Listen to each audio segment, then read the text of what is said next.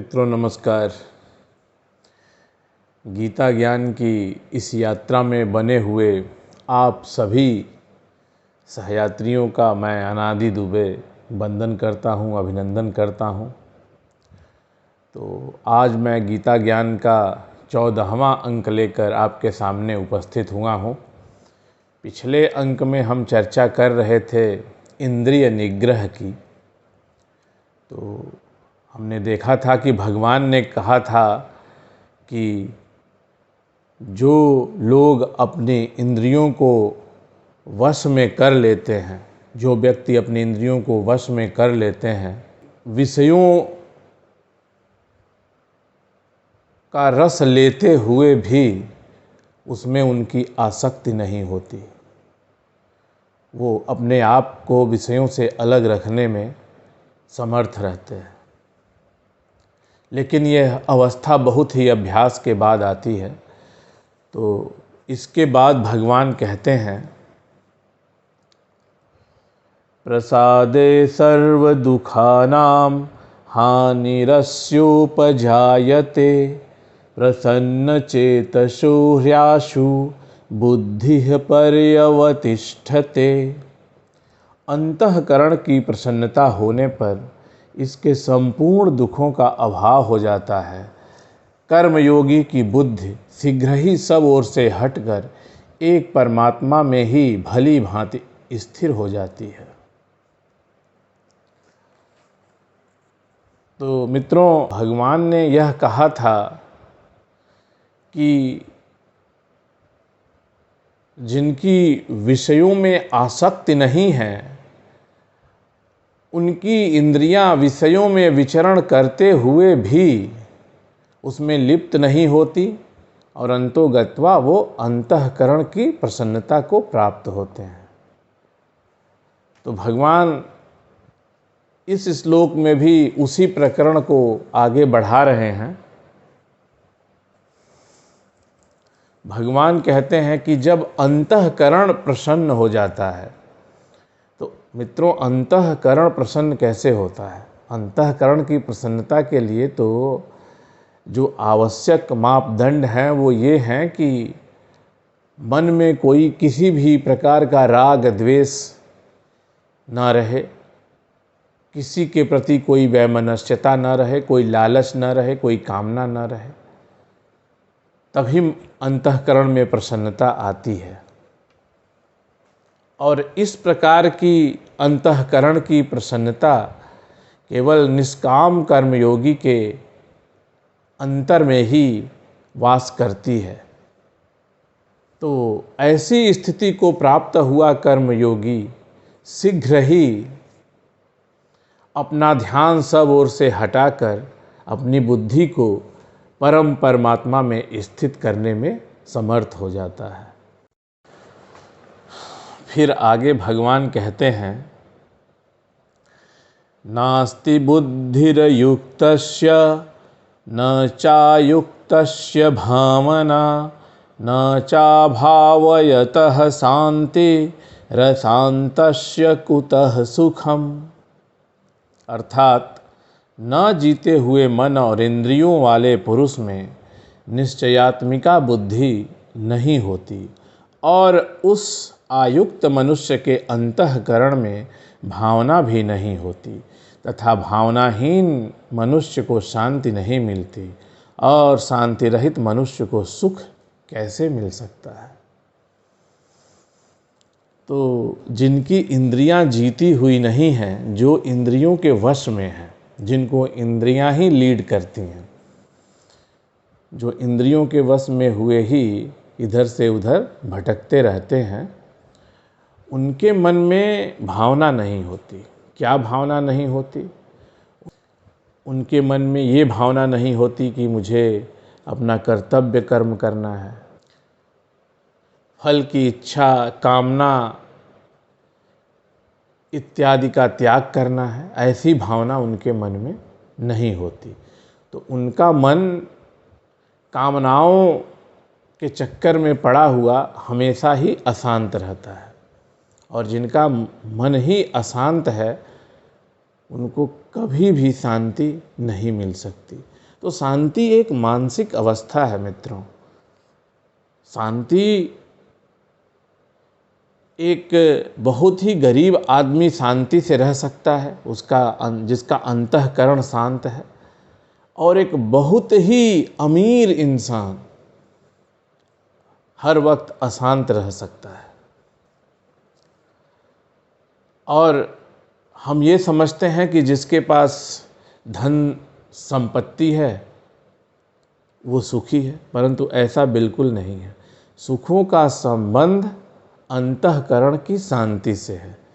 तो जिसका अंतःकरण शांत है वही इस जगत में सबसे अधिक सुखी है। इसका आपके बैंक में कितना धन है, आपका कैसे मकान में आप रह रहे हैं, कौन सा वाहन आप प्रयोग कर रहे हैं, इससे कुछ लेना देना नहीं है। तो सुखों का संबंध अंतःकरण की शांति से है। इसके उपरांत भगवान कहते हैं, इंद्रियाणा हि चरताम यन्मनोनु विधीयते तदस्य हरति प्रज्ञाम वायुर्नावमिवाम्भसि। क्योंकि जैसे जल में चलने वाली नाव को वायु हर लेती है, वैसे ही विषयों में विचरती हुई इंद्रियों में से मन जिस इंद्रिय के साथ रहता है वह एक ही इंद्रिय इस आयुक्त पुरुष की बुद्धि को हर लेती है। तो जिस तरीके से जब हवा चलती है तो नाव, तो उसको हवा जिधर बहती है उधर ही बहा के लेके चली जाती है। वही हाल इंद्रियों का ही है। परंतु यहाँ पे एक बात और भी है कि अगर उस नाव पे कोई कुशल नाविक है, कुशल नाविक यहाँ पे कौन हुआ, जिसकी इंद्रियां वश में हैं, तो फिर वो वायु के हिसाब से नाव को भटकने नहीं देता। वो अपनी नाव को अपनी दिशा में चलाने की कोशिश करता है। लेकिन अगर इंसान की इंद्रियां उसके वश में नहीं हैं तो उसकी हालत ऐसे नाव के समान हो जाती है कि जो किसी जलाशय, किसी समुद्र में एकाकी पड़ी हुई है और उसको हवा अपने हिसाब से बहा कर ले जा रही है। तो कोई एक ही इंद्रिय जिसका उस क्षण प्रभाव मन पर है, वही मन को भटकाकर दूर ले जाने के लिए समर्थ होती है।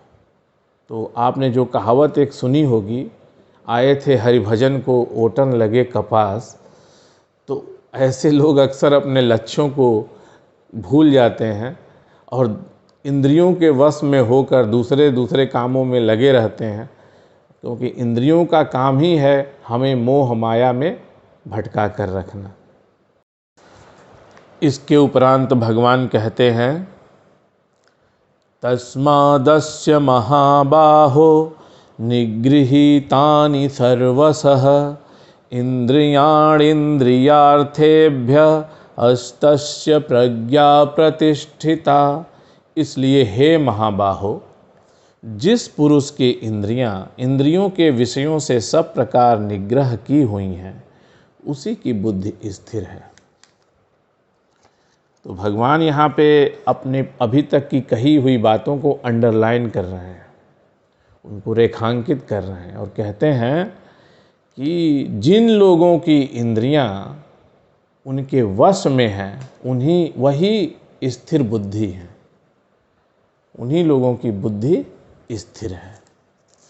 इसके उपरांत भगवान कहते हैं, या निशा सर्वभूतानां तस्यां जागर्ति संयमी यस्यां जाग्रति भूतानि सा निशा पश्यतो मुने। संपूर्ण प्राणियों के लिए जो रात्रि के समान है, उस नित्य ज्ञान स्वरूप परमानंद की प्राप्ति में स्थित प्रज्ञ योगी जागता है, और जिस नाशवान सांसारिक सुख की प्राप्ति में सब प्राणी जागते हैं, परमात्मा के तत्व को जानने वाले मुनि के लिए वह रात्रि के समान है। तो मित्रों, हमें जो ये मानव जीवन मिला है, इसका उद्देश्य सिर्फ और सिर्फ यही है कि हम परम पिता परमात्मा में विलीन हो जाएं। हम जो ये मोह माया में भटक रहे हैं, जन्म जन्मांतर से भटक रहे हैं, हजारों जन्मों से लाखों जन्मों से भटक रहे हैं, तो हमें मोक्ष की प्राप्ति हो जाए। एक चैलेंज है हमारे लिए, एक चुनौती है, चुनौती स्वरूप हम यहाँ पे आए हैं। और लेकिन यहाँ पे हमारे सामने बहुत सारी माया है, मृग मरीचिका में हमें छोड़ा गया है, और हमें जो विवेक है, हमें विवेक से उसको पहचानना है कि हमारे लिए क्या गलत है, क्या सही है। लेकिन विरले लोग ही पहचान पाते हैं। जो तत्वज्ञानी होते हैं वही क्या उनके लिए उचित है और क्या अनुचित है, क्या मोह माया है और क्या तत्व है, वो वही पहचान पाते हैं। बाकी लोग जो मोह माया है उसी में पड़े रहते हैं, भोग विलास में पड़े रहते हैं, और वही उनको अच्छा लगता है। और परम पिता परमेश्वर में चित्त को लगाना, परम पिता परमेश्वर की ओर जाना, निष्काम कर्म करना, उससे वो विमुख रहते हैं। उनके लिए वो काल रात्रि के समान है, काली रात्रि के समान है, कि उनको उससे कोई लेना देना नहीं है। वो एक तरह से सोए रहते हैं। परंतु जो तत्वज्ञानी है, उन लोगों के लिए ये जो मोह माया रूपी संसार है, वो उनके लिए काल रात्रि के समान है।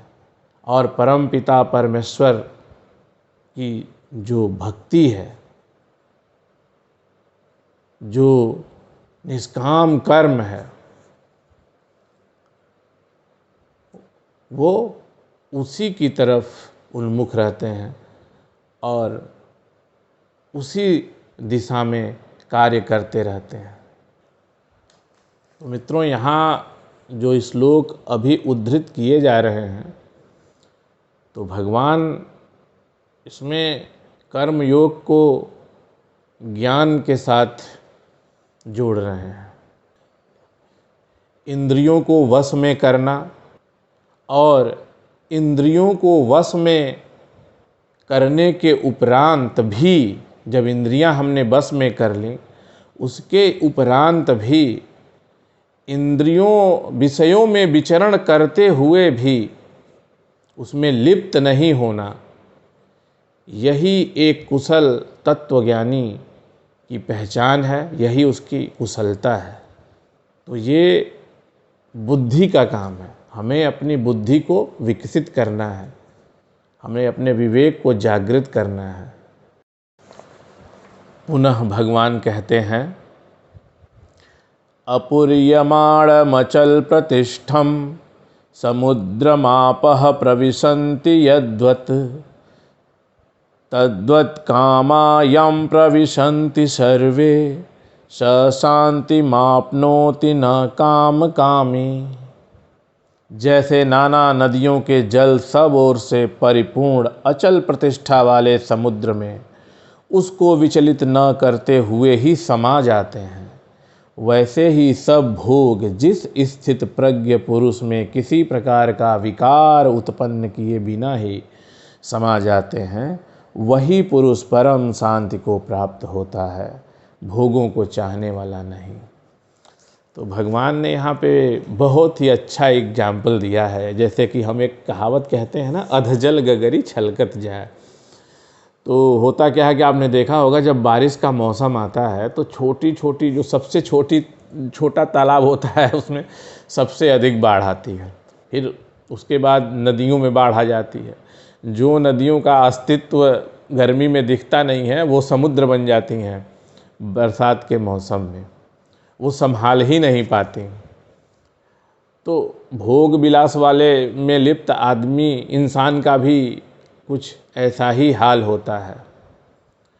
वो भोगों विलासों में इतना लिप्त हो जाता है कि वो उसी में डूब जाता है और वो भोग विलास उसको अपने हिसाब से इधर से उधर चलाते रहते हैं और वो उसी में सुख का अनुभव करता है। वो मृग मरीचिका में फंसता है और मृग मरीचिका में ही फंसे रहने में उसको मज़ा आने लगता है और उसको उत्तरोत्तर वो उसमें और अधिक फंसता ही चला जाता है। उसको ये पता ही नहीं है कि मैं जिस रास्ते पे जा रहा हूँ वो केवल एक मुझे फंसाने के लिए है, उससे मुझे कुछ भी हासिल होने वाला नहीं है। तो वो एक सुख की कामना करता है, दूसरे सुख की कामना करता है, तीसरे सुख की कामना करता है और हर सुख जब प्राप्त होता है तो अगले सुख की कामना करने लगता है। इसी तरीके से उत्तरोत्तर कामना और प्राप्त उन सुखों को प्राप्त करना, क्योंकि सुखों से तो मन भरने वाला तो है नहीं। वो तो कोई भी सुख अगर हमने 4 दिन उसका आनंद ले लिया तो वो तो हमारे लिए स्वाभाविक बात बन जाती है। बचपन में जब पहली बार साइकिल मिली थी तो वही हवाई जहाज़ लगती थी और अब तो गाड़ी भी अच्छी नहीं लगती, वो भी बोर करती है। तो ऐसा सबके साथ होता है। तो ये भगवान यही बता रहे हैं। तो जो लोग तत्वज्ञानी हैं वो उनके अंदर तमाम जो भोग विलास हैं वो उसी तरह से समा जाते हैं जैसे समुद्र में नदियाँ समा जाती हैं और समुद्र थोड़ा भी हिलता नहीं है, उसका जल स्तर थोड़ा भी नहीं बढ़ता, उसमें थोड़ा भी उद्वेग नहीं आता। तो जो तत्वज्ञानी हैं वो भोग विलासों में विचरते हुए भी उसमें लिप्त नहीं होता, उससे अपने आप को सर्वथा अलग रखता है। उसके मन में थोड़ा भी विकार उत्पन्न नहीं होता। तो भगवान कहते हैं कि जिस तत्वज्ञानी ने ऐसी अवस्था प्राप्त कर लिया है वही परम शांति को प्राप्त होता है। जिसको भोग विलास में लिप्त रहते हुए भी वो उनसे उतना ही दूर रहता है कि जैसे कमल का पत्ता पानी में डूबे रहकर भी पानी से सर्वथा दूर रहता है। तो जो तत्वज्ञानी है वो भोग विलास करते हुए भी सन्यासी है और अगर उसे इस तरह का कोई भी सुख नहीं है तो भी उसकी अवस्था में कोई परिवर्तन नहीं आता। इसलिए भगवान ने उसकी तुलना समुद्र से की है। फिर भगवान कहते हैं विहाय कामान्य सर्वान् पुमाश्चरति निस्पृहः निर्ममो निरहंकारः सह शांतिमधिगच्छति। जो पुरुष संपूर्ण कामनाओं को त्याग कर ममता रहित, अहंकार रहित और स्पृहा रहित हुआ विचरता है वही शांति को प्राप्त होता है, अर्थात वह शांति को प्राप्त है। भगवान कहते हैं कि जिस व्यक्ति के अंदर से अहंकार निकल चुका है, जिसके अंदर से कामना निकल चुकी है और जिसके अंदर से मोह निकल चुका है। तो मित्रों यहाँ पे स्पृहा शब्द आया है, तो स्पृहा का अर्थ क्या है? तो जीवन जीने के लिए जो प्राप्त और अप्राप्त वस्तु की कामना रहती है वही स्पृहा है। तो जो मनुष्य के अंदर स्पृहा भी नहीं है, इन सब चीज़ों का जिसने त्याग कर दिया है वही परम शांति को प्राप्त होता है। शांति उसी के अंदर है। इसके उपरांत भगवान कहते हैं, मित्रों ये अध्याय 2 का अंतिम श्लोक है, यानी कि 72वां श्लोक है। तो इसके बाद हम अध्याय 3 शुरू करेंगे। तो ये श्लोक मैं आपके लिए पढ़ता हूँ। एषा ब्राह्मी स्थितिः पार्थनयना प्राप्य विमुह्यति स्थित्वास्यामन्तकालेऽपि ब्रह्मनिर्वाणमृच्छति। हे अर्जुन, यह ब्रह्म को प्राप्त हुए पुरुष की स्थिति है। इसको प्राप्त होकर योगी कभी मोहित नहीं होता और अनंत काल में भी इस ब्राह्मी स्थिति में स्थित होकर ब्रह्मानंद को प्राप्त हो जाता है।